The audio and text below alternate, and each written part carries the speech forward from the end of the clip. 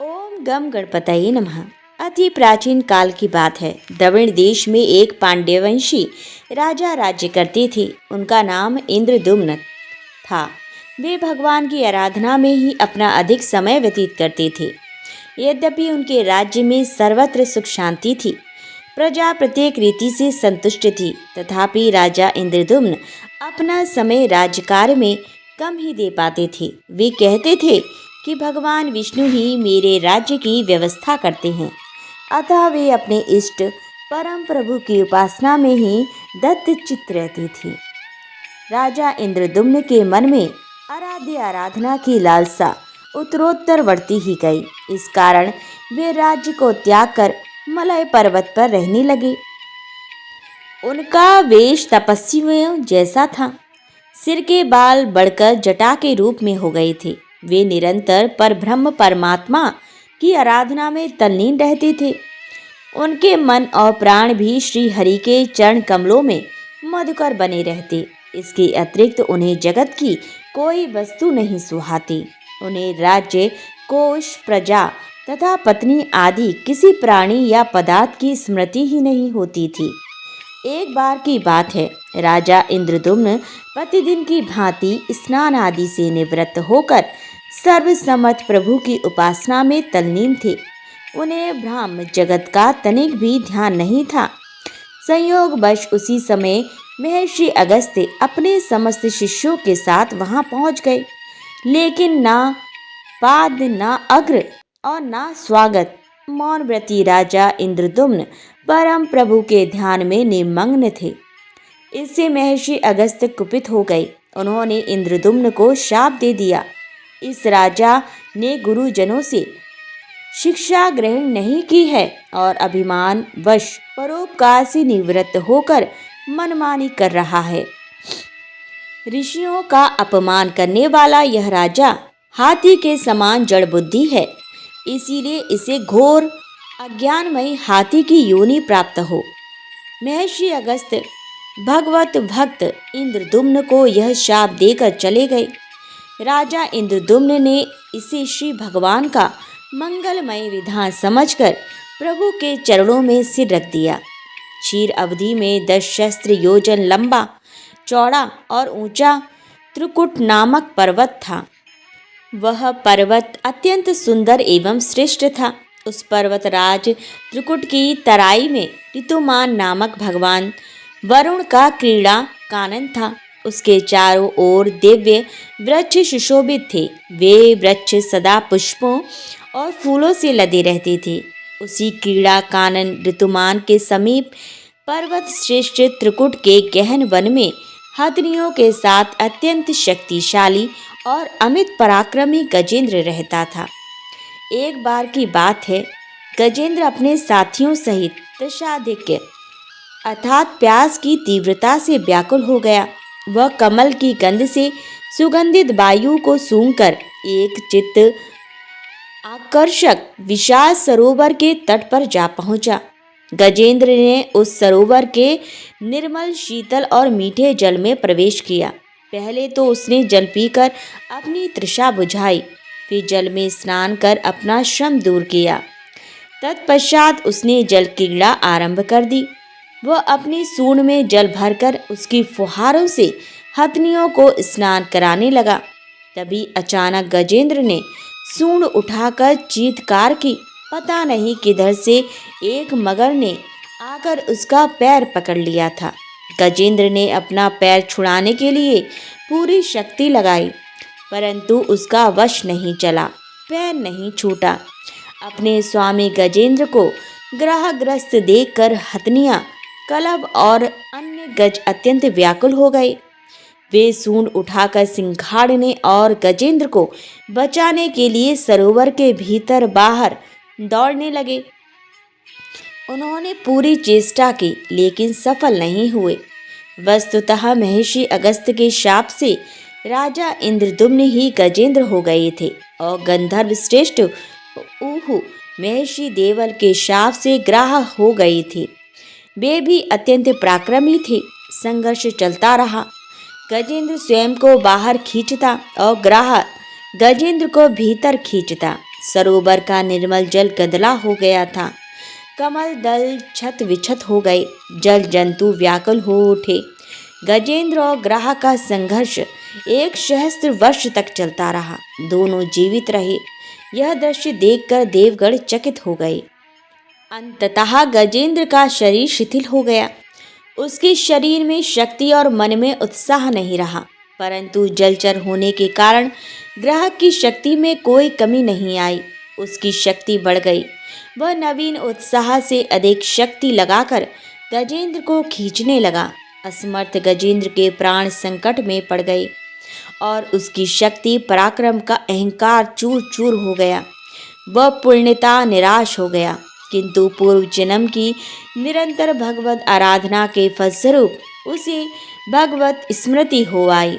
उसने निश्चय किया कि मैं कराल काल के भय से चराचर प्राणियों के शरण सर्वसमर्थ प्रभु की शरण ग्रहण करता हूँ।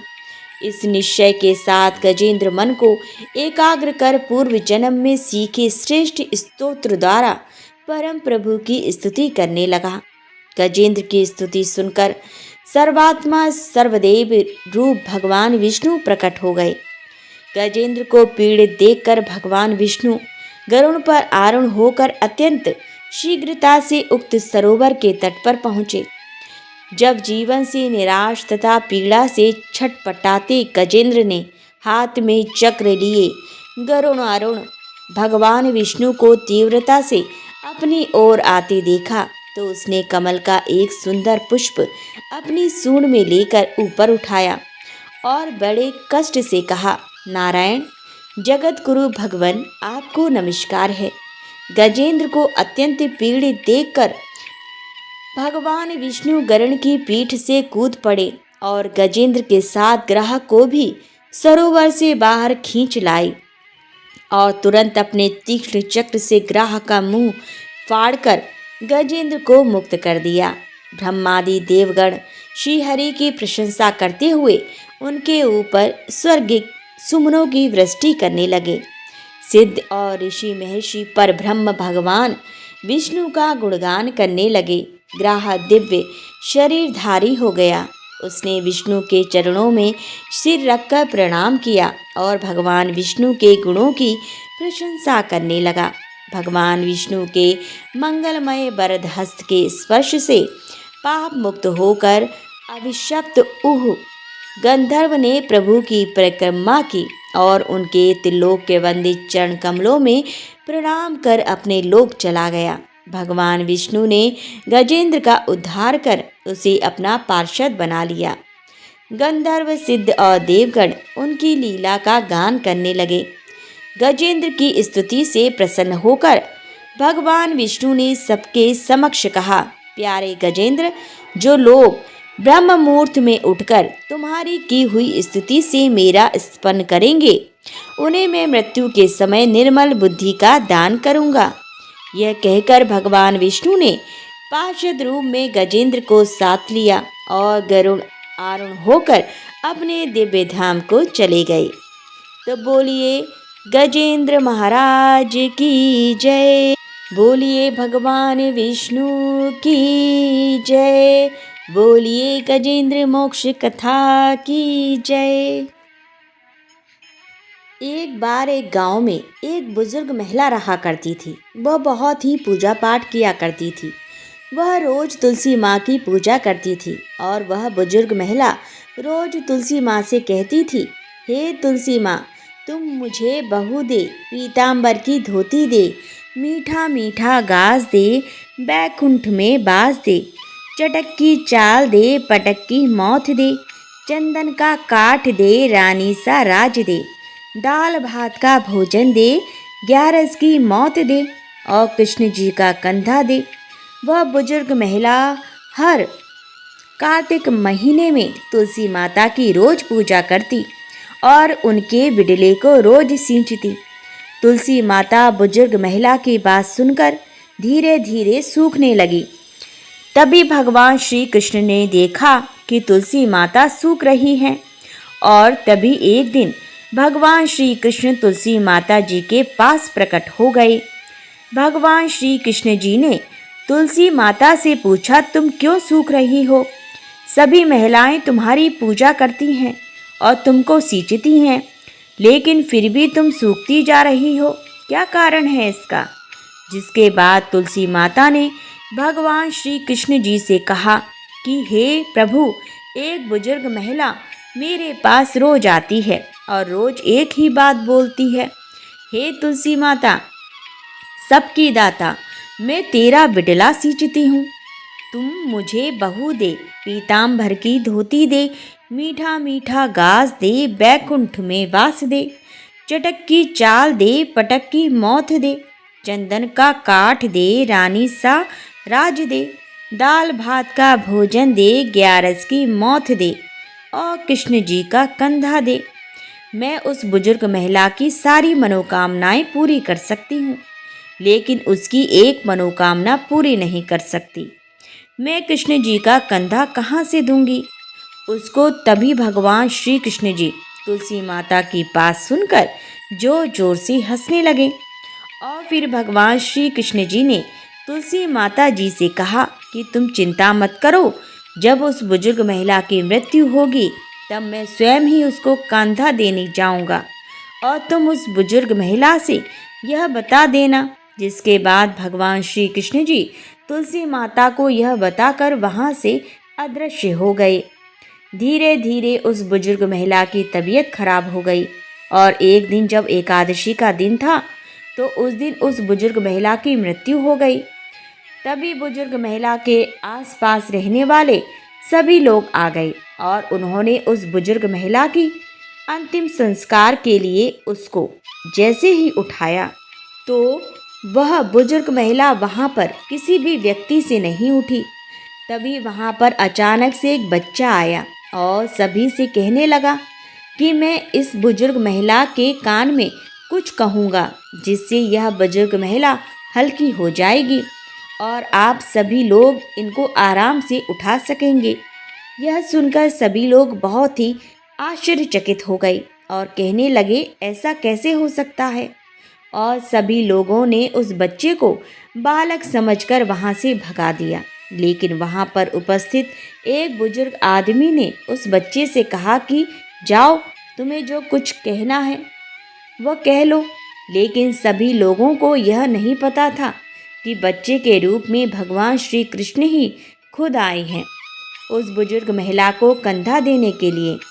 जब भगवान श्री कृष्ण ने उस बुजुर्ग महिला के पास गए और उसके कान में जाकर कहने लगे, माई मन की निकाल ले, पीताम्बर की धोती ले, मीठा मीठा घास ले, बैकुंठ में बास ले, चटक की चाल ले, पटक की मौत ले, चंदन का काठ दे और अब ले कृष्ण जी का कंधा भी ले। भगवान श्री कृष्ण के इतना बोलते ही वह बुजुर्ग महिला हल्की हो गई और फिर भगवान श्री कृष्ण ने सभी लोगों के साथ मिलकर उस दिन महिला को कंधा दिया और उस बुजुर्ग महिला का अंतिम संस्कार किया। जिसके बाद उस बुजुर्ग महिला को मोक्ष प्राप्त हो गया और उस बुजुर्ग महिला को स्वर्ग की प्राप्ति हुई। हिंदुओं की मान्यता के अनुसार ऐसा माना जाता है कि तुलसी में माता लक्ष्मी जी का वास होता है। तुलसी जी का पेड़ लगाने से घर में सुख शांति और समृद्धि बनी रहती है और तुलसी जी की पूजा करने से मोक्ष की प्राप्ति होती है। तो प्रेम से बोलिए, तुलसी मैया की जय, भगवान विष्णु की जय। जय जय श्री कृष्ण। ओम जय जगदीश हरे, स्वामी जय जगदीश हरे, भक्तजनों के संकट क्षण में दूर करे। ओम जय जगदीश हरे, जो ध्यावे फल पावे, दुख बिन से मन का, स्वामी दुख बिन से मन का, सुख संपत्ति घर आवे, कष्ट मिटे तन का। ओम जय जगदीश हरे, माता पिता तुम मेरे, शरण गहूँ किसकी, स्वामी शरण गहूँ किसकी, तुम बिन और न दूजा आस करूं जिसकी। ओम जय जगदीश हरे, तुम पूर्ण परमात्मा, तुम अंतर्यामी स्वामी, तुम अंतर्यामी। पार ब्रह्म परमेश्वर, तुम सबके स्वामी। ओम जय जगदीश हरे, तुम करुणा के सागर, तुम पालन करता स्वामी, तुम पालन करता। मैं मूरख कलकामी, कृपा करो भरता। ओम जय जगदीश हरे, तुम हो एक अगोचर, सबके प्राणपति स्वामी, सबके प्राणपति। किस विधि मिलूं दयामय, तुमको मैं कुमति। ओम जय जगदीश हरे, दीन बंधु दुख हरता, तुम ठाकुर मेरे स्वामी, तुम ठाकुर मेरे। अपने हाथ उठाओ, द्वार पड़ा तेरे। ओम जय जगदीश हरे स्वामी, जय जगदीश हरे। विषय विकार मिटाओ, पाप हरो देवा स्वामी, पाप हरो देवा। श्रद्धा भक्ति बढ़ाओ, संतन की सेवा। ओम जय जगदीश हरे, तन मन धन और संपत्ति सब कुछ है तेरा स्वामी, सब कुछ है तेरा। तेरा तुझको अर्पण क्या लागे मेरा। ओम जय जगदीश हरे स्वामी, जय जगदीश हरे। जगदीश्वर जी की आरती जो कोई नर गावे स्वामी, जो कोई नर गावे। कहते शिवानंद स्वामी, मन वांछित फल पावे। ओम जय जगदीश हरे स्वामी, जय जगदीश हरे। भक्त जनों के संकट क्षण में दूर करे स्वामी, क्षण में दूर करे। ओम जय जगदीश हरे स्वामी, जय जगदीश हरे। बोलो भगवान विष्णु की जय, बोलो गंगे मैया की जय, बोलो माघ मास की जय। हर हर हर महादेव।